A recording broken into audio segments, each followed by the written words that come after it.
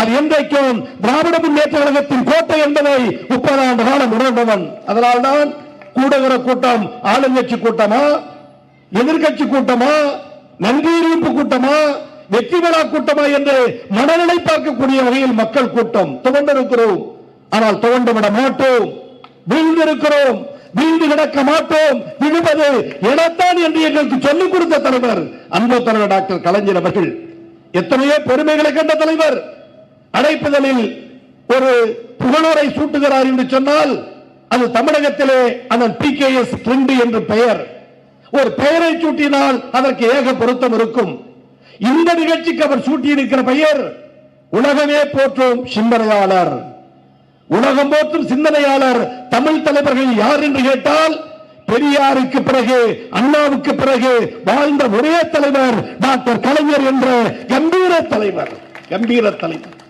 ஒரே சொல்லில் ஒருமுறை சொல்லி பல கோடிக்கணக்கான கழகத்தோருடைய பொதுமக்களுடைய கரவொலியை பெற முடியும் என்று நம்பியிருந்த தலைவர் அன்பு தலைவர். இன்றைக்கும் கரகரத்த குரலில் ஒளி வாங்கி கேட்டாலும் தொலைக்காட்சியில் பார்த்தாலும் என் உயிருக்கு மேலான அன்பு உடன்பிறப்புகளை என்று சொன்னால் கோடிக்கணக்கான தொண்டன் அந்த ஒற்றை குரலுக்கு கைதட்டி தன்னை பெருமைப்படுத்திக் கொண்டார். அந்த தலைவனுக்கு பிறந்த விழாவை கொண்டாடுகிறோம்.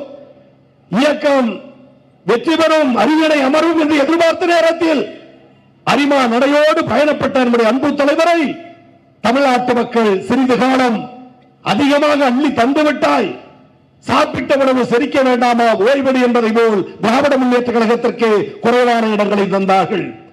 தலைநகர் சென்னை அனைத்து தொகுதிகளை பார்த்தோம், 2 தான் கிட்டியது. நாடு முழுவதும் சூழல். ஆனாலும் கூட சிதம்பரம் தொகுதியில் நம்முடைய அருமை சகோதரர் தமிழ்மன் சார் அவர்கள் வெற்றி பெற்று இன்னைக்கு மங்கள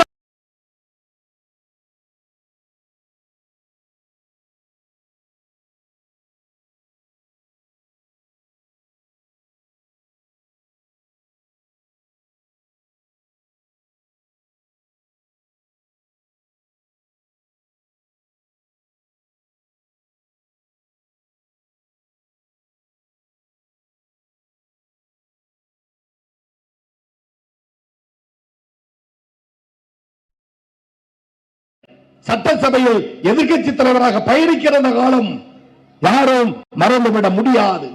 இதே தலைவர் சட்டசபையில் பேசும்போது சொன்னார், மாண்புமிகு அமைச்சராக அண்ணன் இருக்கிறார், அவக நான் இருக்கிறேன். முதலமைச்சர் சொன்னார், அண்ணன் தளபதி சொன்னார், எனக்கு வாக்களித்த மக்கள் மட்டுமல்ல வாக்களிக்காத மக்களும் என்னை ஏற்றுக்கொள்ளும் வண்ணம் நான் பணியாற்றுவேன் என்று ஒரு முதலமைச்சராக இருந்து தன்னடக்கத்தோடு பேசிய ஒரே தலைவர் அன்பு தலைவர் ஆரியன் தளபதி அவர்கள். இவரை ஒரு பக்கம் எண்ணி பாருங்கள். மற்றொரு பக்கம் திருச்சி கூட்டத்திலே திமுகவா தாவேக்காவா என்று முதலமைச்சர் ஆன பிறகும் தன்னுடைய வெறுப்பை, தன்னுடைய கோபத்தை திமுக காரர்கள் மீது, தமிழகம் மீது கக்குகிறாய் என்று சொன்னால் முதல்வருக்கு சொல்லுவேன், திமுக என்பது நீ நினைக்கிற கீழ்க்கிறை அல்ல. 75 80 ஆண்டு கால வரலாறு, பெரியார் அண்ணா கலைஞர் புகழ் பாடுகிற வரலாறு, தியாக பரமையாக வாழ்ந்த வரலாறு. 1.5 ஆண்டு காலம் மிசா கொட்டரையில் தன்னை வரித்துக் கொண்ட உருக்குலையாத தங்கம் தளபதி தமிழகத்தை கட்டியாண்ட நாடு, கட்டியாண்ட நாடு. நீ நினைப்பதை போல் திமுகவா தாவேக்காவா ஒரு எதிர்ப்பு திமுக பக்கம் காட்டுகிறது என்று சொன்னால் ஓட்டுக்காக எல்லோரும் மக்கள் பேசிய முதலமைச்சர் எங்கே? திமுக தான் என் எதிரி என்று பேசுகிறாய் என்று சொன்னால் நான் நியாயமாக இருக்கிறேன். உனக்கு கிடைத்த இடம் 106, ஆதரவு எத்தனை? 120.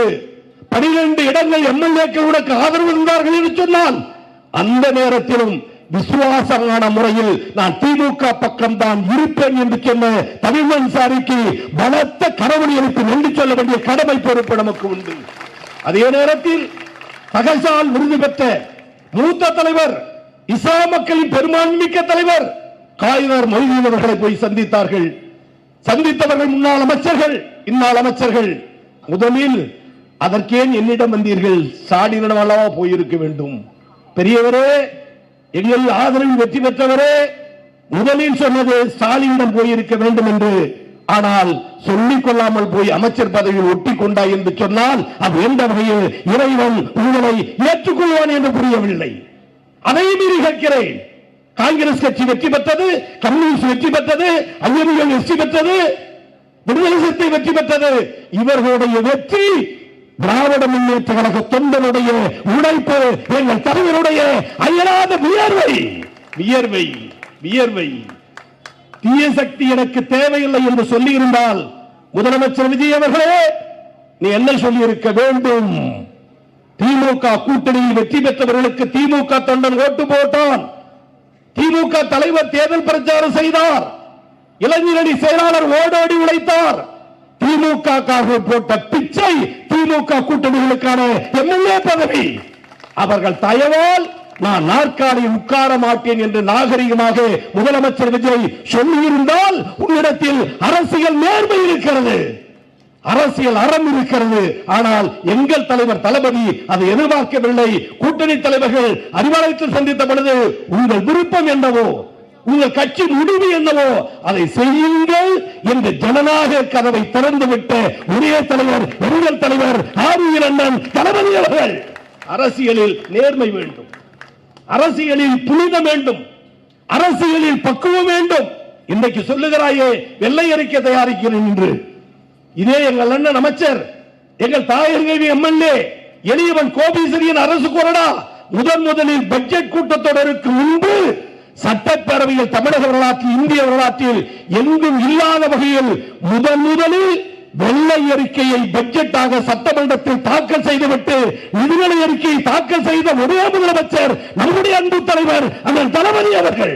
தளபதி அவர்கள் வரலாறு தெரியவில்லை என்றால் மரியாதைக்குரிய செங்கோட்டையன் கேட்டு தெரிந்து கொள்ள வேண்டும். முதலமைச்சர், வெள்ளை அறிக்கை என்பது நீ என்ன படம் காட்டுகிறாயா? சட்டமன்றம் முன்னும் சினிமா ஷூட்டிங் பிளேஸ் அல்ல. விவாதங்கள் நிறைந்த இடம், அண்ணா அமர்ந்திருந்த இடம், காமராஜர் பெயர் சூட்டிய இடம், கலைஞர் புகழாறு சூட்டிய இடம், எங்கள் தளபதி கட்டியாண்ட இடம். இன்றைக்கு எதிர்க்கட்சியில் எங்கள் இளந்தலைவர் அவர் உதயநிதி ஸ்டாலின் சிம்மாசனமாக இருந்து உங்களை எதிர்கொண்டு இருக்கிறார். பதில் சொல்வதற்கு ஆள் உண்டா? கேட்டாரே குதிரை பேரம் நடக்கிறது, நிறுத்திக் கொள்ள வேண்டும்.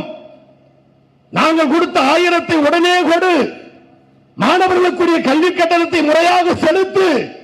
பதில் சொல்வதற்கு துப்பில்லாமல் வீட்டிற்கு சென்று அறிக்கை வெளியிடாரா என்றால் நானும் 15 ஆண்டு காலம் எம்எல்ஏ, எனக்கு முந்தி சீனியர் எம்எல்ஏ, சீனியர் அமைச்சர் அண்ணன் இதுவரை சட்டமன்றத்தில் அமைச்சர்களோ முதலமைச்சர்களோ கேட்கிற கேள்விக்கு உடனடியாக பதில் தந்துதான் சட்டமன்றத்தில் வரலாறு தவிர பதிலை வீட்டிற்கு சென்று சொல்லுவேன் என்ற புதிய கேடுகட்ட கலாச்சாரம், கேடுகட்ட கலாச்சாரம் இது மாற்றப்பட வேண்டும், இது மறைக்கப்பட வேண்டும். கலைஞர் பார்க்காத சட்டமன்றமா, பேசாத பேச்சுகளா, செய்யாத சீர்திருத்தமா? நான் வெளிப்படையாக இருக்கிறேன். பிறப்புக்கும் எல்லா உயிருக்கும் என்று கட்சி தொடங்கினாரே தாவேகா தலைவர் விஜய், ஆளுநர் மாளிகையில் வெள்ளையாடை அணிந்திருந்த திருவள்ளுவருக்கு காவி உடை உடுத்திய பொழுது உன் பிறப்புக்கும் எல்லா உயிருக்கும் என்ற கொள்கை எங்கே போனது? அரசியலில் நேர்மை உண்டா? தமிழை கட்டி காக்கிற ஆர்வம் உண்டா? தயவு செய்து எண்ணி பார்த்திட வேண்டும். எனவே மீண்டும் சொல்கிறேன், மீண்டும் திமுக ஆளும் தமிழக முதலமைச்சராக தலைவர் வருவார். கவர்னர் மாளிகைக்குரிய காவி உடை அள்ளி எறியப்பட்டு வெள்ளுடை தெரித்த திருவள்ளுவர் உருவாகுவார். நான் அறிந்தவரை தெரிந்தவரை பார்த்தவரை, நான் அறிந்தவரை தெரிந்தவரை பார்த்தவரை ஒரு சிலைக்காக 25வது ஆண்டு விழா கொண்டாடிய ஒரே ஆட்சி திராவிட முன்னேற்ற கழகத்தின் ஆட்சி. 2000 ஐயன் வள்ளுவனுக்கு விவேகானந்தருக்கு இடையிலே பாலம் அமைத்து, கண்ணாடி பாலம் அமைத்து உலக புகழை நிலைநாட்டினார் நம்முடைய அன்பு தலைவர். கன்னியாகுமரி என்றால் சுவாமி விவேகானந்தர் தான் நம்முடைய அன்பு தலைவர். 2000 வள்ளுவனுக்கு சிலை எழுப்பினார். வள்ளுவருக்கு விவேகானந்தருக்கும் கடலிலே கண்ணாடி பாலம் அமைத்தார். இந்த வரலாற்றை 25 ஆண்டு காலம் கழித்து அண்ணன் தளபதி அவர்கள் அன்றைக்கு அதை கொண்டாடினார் என்று சொன்னால் நான் படியோடு கேட்கிறேன். ஒரு சிலை, வள்ளுவர் சிலை, அதற்கு வெள்ளி விழா கண்ட தலைவர் இது இன்றைய முதல்வருக்கு தெரிய வாய்ப்பில்லை. எனவே திராவிட முன்னேற்ற கழகத்துடைய பொற்கால ஆட்சியை மக்கள் மீண்டும் எதிர்நோக்கிறார்கள். களவு போய்விட்டது என்று பார்க்கிறார்கள். வீட்டில் திருட்டு போய்விட்டது என்று பார்க்கிறார்கள். எனவே இதற்கெல்லாம் ஜனநாயக முடிவு கட்ட, ஜனநாயக தீர்ப்பளிக்க கோபத்தோடு இருக்கிற மக்களுக்கு பதில் சொல்ல வேண்டிய கடமை முதலமைச்சர் இருக்கிற காரணத்தால் தேர்தல் நேரத்தில் சொன்ன 2500 எப்போது? தேர்தல் நேரத்தில் சொன்ன ஒரு ஆண்டுக்கு 6 சிலிண்டர் கேஸ் மானியம் எப்போது? தேர்தல் நேரத்தில் சொன்ன வாக்குறுதிகள் எப்போது என்று மக்கள் கேட்க ஆரம்பித்திருக்கிறார்கள். திமுக ஆட்சியில் கொண்டு வந்த திட்டத்தை தான் உன்னால் செயல்படுத்த முடிகிறது தவிர ஆட்சி பொறுப்பேற்றதிலிருந்து இந்த நிமிடம் வரை ஒரு புதிய திட்டத்திற்கு புள்ளி வைத்திருப்பாரா இந்த நாட்டினுடைய முதலமைச்சர்? மக்கள் கேட்கிறார்கள். எனவே ஒட்டுமொத்த எதிர்ப்பும் அரசின் மீது இருக்கிறது. ஒட்டுமொத்த எதிர்ப்பும் முதலமைச்சருடைய அரசியல் கோமாளித்தனத்தை காட்டுகிறது. ஒட்டுமொத்த எதிர்ப்பும் இது ஆட்சியா காட்சியா என்று மக்களை நினைக்க வைக்கிறது. எனவே தமிழ்நாட்டு மக்களே, தொகுதி மக்களே, இந்த பகுதி மக்களே, திருட்டு நடந்துவிட்ட தமிழகத்தை மீட்டெடுப்போம். 1000 ஆடுகள் மந்தையில் மேய்ந்தாலும் ஒரு ஆட்டுக்குட்டி தன் தாயின் மடியை தேடி சென்று பசியிடத்தால் பால் குடிக்க துடிக்கும் மக்கள் இன்னைக்கு தாய் ஆரம்பித்து விட்டார்கள். சொல்றது போல் பச்சை புள்ளிகளை கடைவீதிக்கு அழைத்து செல்வோம். கிளிகுலப்பைக்காரன் கிளிகுலப்பை விற்பான். அம்மாவை விட்டுவிட்டு, தாத்தாவை விட்டுவிட்டு, பாட்டியை விட்டுவிட்டு அந்த கிளிகுலப்பைக்காரன் மீது குழந்தை மோகம் கொண்டு தாவும். தாவுவதை பார்த்துவிட்டு ஒரு கிளிகுலப்பை வாங்கி கையில் கொடுப்போம். அதை ஆட்டி காட்டுவான், சிரிப்பான். அடுத்த விட குழந்தையை தூக்கிவிட்டு செல்வோம். ஆக தாயிடம் இருக்கிற குழந்தை எப்படி கிளிகுலப்பைக்காரனிடம் கை நீட்டு தாவியதோ அதைபோல் தமிழ்நாட்டு மக்கள் இதே பக்கம் சார்ந்திருக்கிறார்கள். தாய் பறவை இன்றைக்கும் தமிழ்நாட்டு கழக தலைவர் அந்த தளபதி என்பதை மீண்டும் மீண்டும் நிரூபிப்போம். திமுக தொண்டன் என்றைக்கும் ஆளுங்கட்சியில் இருப்பதை விட எதிர்கட்சியில் தீவிரமாக இருப்பான். கருப்பு சிவப்பு வேட்டி கட்டிய தொண்டன் ஆளுங்கட்சியில் அதிகம் பார்க்க முடியாது. நான் அறிந்த வரை எதிர்கட்சியில் தான் ஆயிரக்கணக்கான கழக தொண்டன் கருப்பு சிவப்பு வேட்டியோடு தன்னை திமுக காரன் என்று காட்டிக்கொள்ள துடிப்பான். அதற்கு காரணம் ஆட்சி அதிகாரம் எங்களுக்கு முக்கியம் அல்ல, கொள்கை முக்கியம். 10 ஆண்டுகால எதிர்கட்சி அடக்குமுறை, சித்திரவதை, சிறைச்சாலை, ஜாமீன், கைது, எவ்வளவோ பிரச்சனைகள், வழக்குகள், அதையெல்லாம் மீறி தலைவனை மாற்றாமல், தத்துவத்தை மாற்றாமல், எண்ணத்தை மாற்றாமல், சின்னத்தை மாற்றாமல் பிச்சைக்காரனாக இருந்தாலும் திமுக கட்சிக்காரனாக எழுந்திருக்கிற கூட்டம் திராவிட முன்னேற்ற கழக கூட்டம்.